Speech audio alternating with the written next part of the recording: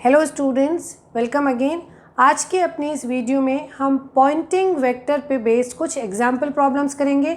अपने previous video में हमने पॉइंटिंग थ्योरम और पॉइंटिंग वेक्टर क्या है और किस तरीके से आप उससे रिलेटेड सभी स्टेटमेंट वाइज प्रॉब्लम्स को समझ सकेंगे और डिफरेंट फार्मूलाज को हमने डिराइव किया था।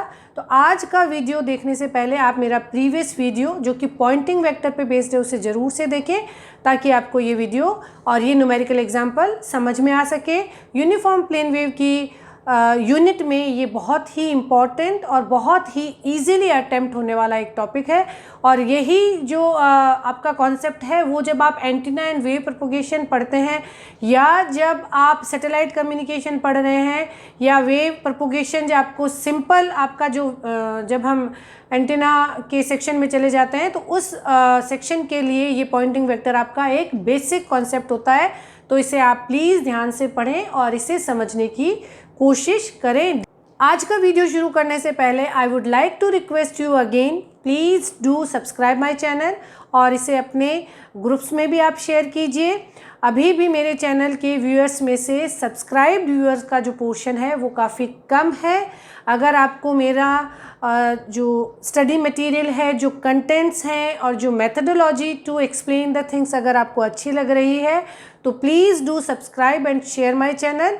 ये मेरे चैनल की ग्रोथ के लिए और मेरे मोटिवेशन के लिए बहुत ही ज़रूरी है। सो प्लीज़ डू सब्सक्राइब और हम शुरू करते हैं आज का डिस्कशन। ठीक है, हमें एक एग्जाम्पल प्रॉब्लम को सॉल्व करेंगे। हमें दिया गया है कि in a free space h equals to 0.2 cos omega t minus beta x az ampere per metre, find the total power passing through section A, a square plate of side 10 centimeter on plane x plus y equals to 1, b a circular disc of radius 5 centimeter on plane x equals to 1। यहाँ पे आपका जो receiver है वो एक circular plate है 10 centimetre side के साथ और यहाँ पे आपका जो रिसीवर है वो एक सर्कुलर डिस्क है विथ रेडियस 5 सेंटीमीटर इन और ये x plus Y equals to 1 plane में रखा हुआ है, ये x इक्वल्स टू 1 प्लेन में रखे हैं। तो आप इन्हें इमेजिन कर सकते हैं कि ये किस तरह के आपके प्लेन्स रहे होंगे और फिर हम इसे कैलकुलेट करते हैं। तो अपने प्रीवियस वीडियो में जब हमने पॉइंटिंग वेक्टर को डिटेल में पढ़ा था तो हमने ये बोला था कि E cross H for a given uniform plane wave E cross H electric field और मैग्नेटिक फील्ड का क्रॉस प्रोडक्ट जो है वो आपको वेव प्रोपोगेशन की डायरेक्शन देता है और इसे हम पॉइंटिंग वेक्टर बोलते हैं। That has a unit of watt per metre square. ये जो कैलकुलेशन है that reflects the instantaneous power density. So we generally calculate the average Poynting vector. Average Poynting vector will be time average of E cross H over the time period given for electric and magnetic field. अगर electric field का general expression E x naught cos omega t minus beta z ax है और H field का अगर H x naught cos omega t minus H y not. अगर electric field x direction में है तो मैग्नेटिक फील्ड y डायरेक्शन में होगा because E cross H should be plus z। Okay, ये हमने अगर लिखे थे इन दोनों एक्सप्रेशन के साथ, जनरल एक्सप्रेशन के साथ जिसमें z, पहले इस एक्सप्रेशन से आप क्या पता लगाएंगे कि हमारी जो वेव है उससे एसोसिएटेड पावर किस डायरेक्शन में ट्रांसमिट हो रही है, प्लस z में। माइनस बीटा के साथ जो भी टर्म आएगी x y z वो बताएगी वेव प्रोपोगेशन की डायरेक्शन। माइनस बीटा के साथ क्या है, प्लस z। तो इससे हमें ये पता चल गया कि प्लस z डायरेक्शन में आपकी वेव प्रोपोगेट कर रही है। इलेक्ट्रिक फील्ड को ध्यान से देखिए और ये पता लगाइए कि इसके साथ क्या है, इलेक्ट्रिक फील्ड आपका x डायरेक्शन में है। तो मैग्नेटिक फील्ड ऐसी डायरेक्शन में होना चाहिए कि E क्रॉस H Z हो। तो इस एक्सप्रेशन से हमें पता लगेगा कि मैग्नेटिक फील्ड y डायरेक्शन में ही होगा। अगर ये माइनस x में होता तो ये माइनस y में होता because cross product should be plus z। इस एक्सप्रेशन से आपको बहुत सारी इंफॉर्मेशन मिल जाती है। तो प्लेन यूनिफॉर्म प्लेन वेव को रिप्रेजेंट करने के लिए अक्सर केवल इलेक्ट्रिक फील्ड और केवल मैग्नेटिक फील्ड दिया होता है। आपको यहाँ से फ्रीक्वेंसी भी पता चल जाती है, फेज कांस्टेंट भी पता चल जाता है। अगर लॉसी मीडियम है तो अटेन्यूएशन कांस्टेंट भी पता चल जाते हैं। मीडियम को देने पे आपको मीडियम की मदद से आप नीटा कैलकुलेट कर लेते हैं और वो नीटा की मदद से आप एच फील्ड कैलकुलेट करते हैं। कैसे? E X upon H Y equals to eta, E Y upon H X equals to minus नीटा।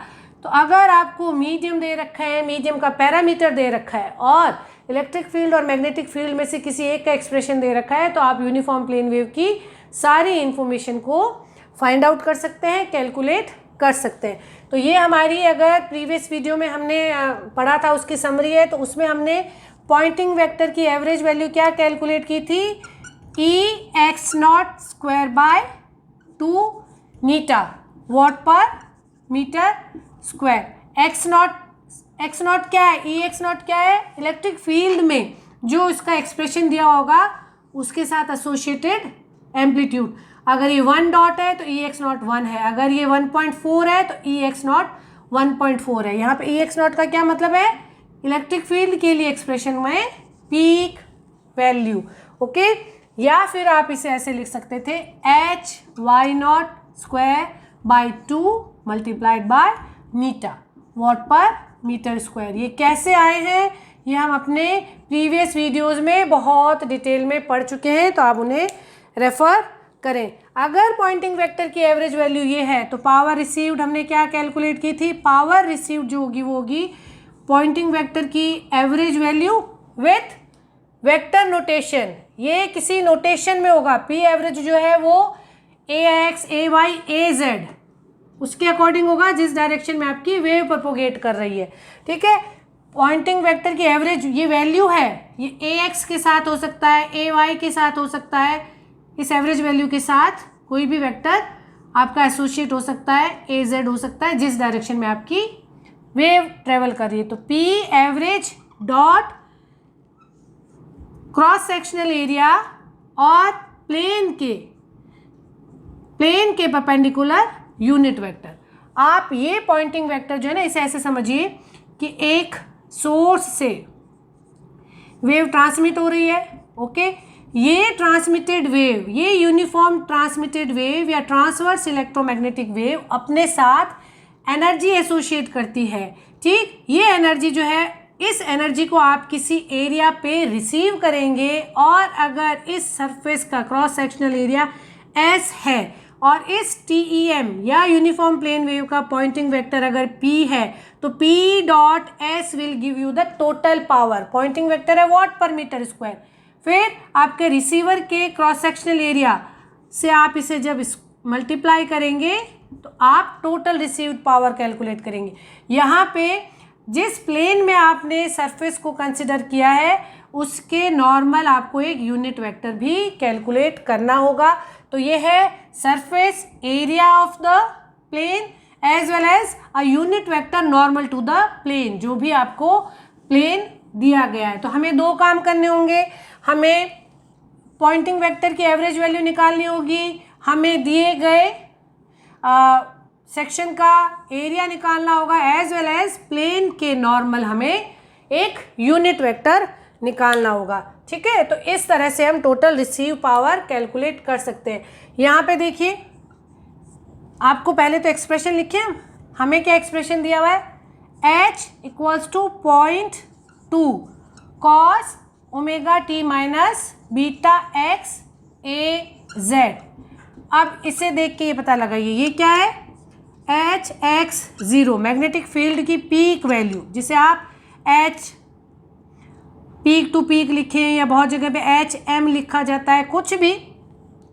ठीक है, HM इक्वल्स टू क्या आ गया आपके पास? 0.2। पहली वैल्यू तो आपके पास ये आ गई। दूसरा, इस एक्सप्रेशन को देख के पता लगाइए कि वेव किस डायरेक्शन में प्रोपोगेट कर रही है। वेव किस डायरेक्शन में प्रोपोगेट करती है पता लगाने के लिए माइनस बीटा के साथ क्या है? माइनस बीटा के साथ है x। तो वेव कौन सी डायरेक्शन में आपकी प्रोपोगेट कर रही है? प्लस x डायरेक्शन में। तो जो पॉइंटिंग वेक्टर के लिए एक्सप्रेशन आएगा, एवरेज वैल्यू निकाल के आप उसे ax के साथ आप उसे रिप्रेजेंट करेंगे। वेक्टर नोटेशन में ax आएगा। अब मैग्नेटिक फील्ड आपका ए जेड डायरेक्शन में है, इलेक्ट्रिक फील्ड आपका ऐसे होना चाहिए, E cross Z should be X, ठीक है, एक्स वाई जेड, तो y cross z will be x, तो E जो है वो आपका y डायरेक्शन में आएगा। आपसे यहाँ पे टोटल पावर पूछिए, आपसे यहाँ पे इलेक्ट्रिक फील्ड का एक्सप्रेशन पूछा जा सकता है फ्री स्पेस में, तो ध्यान रखना है इलेक्ट्रिक फील्ड में ई वाई आएगा, यहाँ पे ए वाई हो जाएगा, और यहाँ पे आपको इलेक्ट्रिक फील्ड की मैग्नीट्यूड निकालनी होगी। कैसे निकालेंगे? E Y upon S z will be नीटा। फ्री स्पेस हमें दिया गया है, फ्री स्पेस, एक तो ये इंफॉर्मेशन दी है, एक दिया गया है फ्री स्पेस। फ्री स्पेस में eta will be, eta zero will be 120 pi will be 377 ohm. ये सब आपको बार बार लिखने पे मेमोराइज हो जाएंगे और आप बिना किसी कंफ्यूजन के करेक्ट आंसर कैलकुलेट। तो यहाँ पे I am also discussing other possibilities of variety that can be asked in your exam। तो यहाँ पे आप हर स्टेटमेंट को ध्यान से सुनिए, ये सभी तरह की पॉसिबल वेराइटीज़ को हम डिस्कस करते रहते हैं ताकि आप एक सही प्रॉब्लम अटेम्प्ट कर सकें बिना किसी डाउट के, ठीक है। तो यहाँ पे अभी हमें पावर कैलकुलेट करनी है, तो हमें एच एक्स नॉट मिल गया है, नीटा नॉट मिल गया है। अब हमें कैलकुलेट करना है टोटल एरिया और उस प्लेन के परपेंडिकुलर यूनिट वेक्टर। तो पहले ए केस में आते हैं, हमें कहा गया 10 सेंटीमीटर की प्लेट है, तो एरिया क्या हो जाएगा? एरिया हो जाएगा, ये जो पॉइंटिंग वेक्टर आ रहा है वॉट पर मीटर स्क्वायर में, तो आप अपने एरिया को मीटर स्क्वायर में ही कैलकुलेट कीजिए ताकि आंसर में सभी तरह के ऑप्शंस दिए होंगे, 1 मिलीवॉट, 1 वॉट, 1 माइक्रोवॉट। तो आप जब इनिशियली अपनी पैरामीटर्स रख रहे हैं तो उन्हें करेक्ट रखिए ताकि आप गलत ऑप्शन ना सेलेक्ट करें। हमारा Poynting vector what per metre square में, सभी पैरामीटर्स को आप मीटर में रखिए। तो ऐसा आपका क्या हो जाएगा? 0.1 इंटू 0.1 क्या हो गया? 0.01 मीटर स्क्वायर। ये हो गया एरिया जो आपको कंसिडर करना है। अब आपको निकालना है नॉर्मल यूनिट वेक्टर इस प्लेन के, x plus Y equals to 1 के नॉर्मल यूनिट वेक्टर क्या होगा?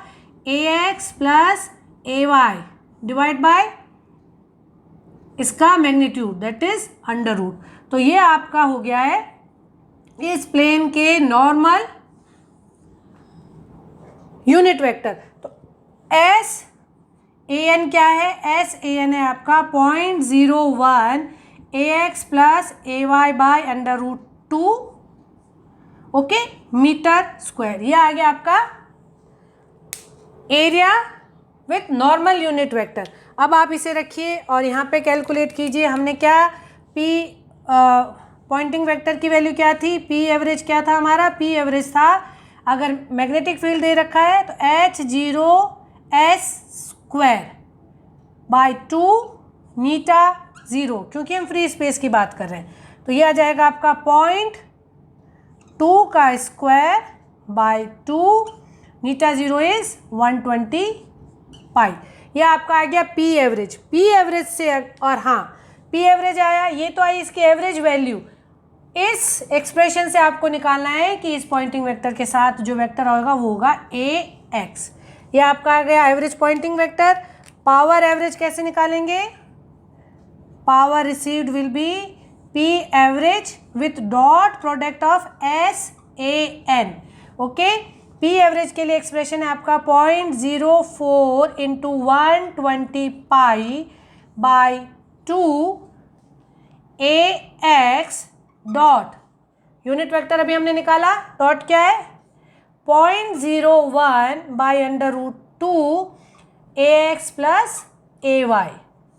ये है वॉट पर मीटर स्क्वायर, ये है metre square. So finally we are calculating watt. यहाँ पे a x dot a x रहेगा, ये टर्म आपकी चली जाएगी, तो आप इसे लिख सकते हैं 0.04 into 120 pi by 2 into 0.01 by under root 2। ax dot ax will be 1, ax dot ay will be 0. So that will give you the final value, that is 53.31 milliwatt.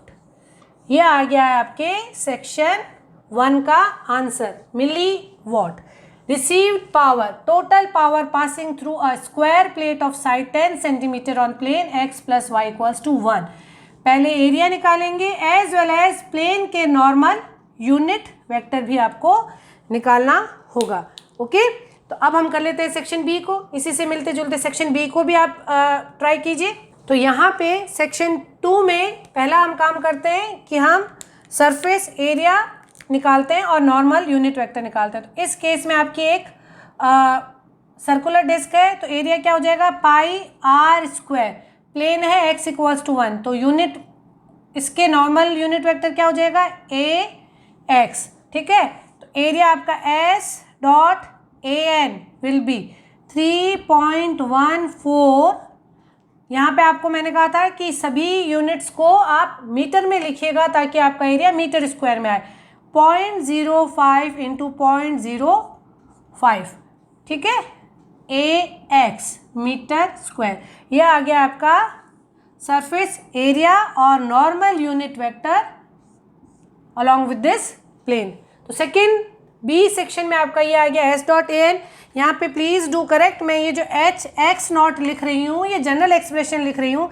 यहाँ पे एच जो है वो जेड डायरेक्शन में है, तो आप इसे एच जेड लिख लीजिए। कंफ्यूज मत होइएगा, बस केवल ये बताने की कोशिश है कि peak value of magnetic field. Okay, कई जगह आपको ये एच नॉट भी मिलेगा, तो जिस किताब में जैसे दे रखा है बस आप उसे उस तरह से इंटरप्रेट कीजिए और अपने कॉन्सेप्ट को क्लियर रखिए। नोटेशन के साथ कंफ्यूज होने की ज़रूरत नहीं है। तो आप इसे HZ0 भी मान सकते हैं। तो I have corrected it. Poynting vector average क्या होगा, H0Z का square into eta by 2। Eta is eta 0 in free space, 120 pi, direction AX रहेगी। P एवरेज क्या होगी, power received will be Poynting vector की average value with dot product of SAN। तो यहाँ पे हमारा ये वापस वही आ गया 0.04 into 120 pi by 2 AX with dot product of. Second वाले पोर्शन में हमारा एरिया क्या आया है, 3.14 इंटू 0.05 इंटू 0.05, ओके, AX। ये वॉट पर मीटर स्क्वायर, ये मीटर स्क्वायर। मैंने मीटर में लिए हैं सारी यूनिट्स बिना किसी गलती के आंसर निकालने के लिए। ये AX dot AX will be 1, और आप इसे जब कैलकुलेट करेंगे तो सेकेंड पोर्शन के लिए जो आपकी पावर आएगी that will be 559.22 milliwatt. Okay, तो ये आ गया आपके सेक्शन बी की पावर रिसीव 59.22 मिली वॉट, और पहले वाले में हमारी यूनिट जो आई थी दैट वाज 53.31 मिली वॉट। ये हो गए हैं करेक्ट आंसर। तो आप वेव एक्सप्रेशन जो आपको दे रखा है मैग्नेटिक फील्ड या इलेक्ट्रिक फील्ड, उसे समझने के लिए थोड़ा एक्स्ट्रा ध्यान लगाइए और इंटरप्रेट कीजिए सभी पैरामीटर्स को, और उस इंफॉर्मेशन के बेसिस पे आपसे जो पूछा गया है वो फॉर्मूला अप्लाई करके अपना आंसर कैलकुलेट कीजिए। एक स्टेटमेंट पे 8 से 10 वैरायटी की प्रॉब्लम्स पूछी जा सकती है। तो फर्स्ट टाइम बहुत डिटेल से, बहुत ध्यान से और बहुत पेशेंस के साथ पढ़िए। Uniform plane wave communication engineering के लिए बहुत ही इम्पॉर्टेंट बेसिक्स है।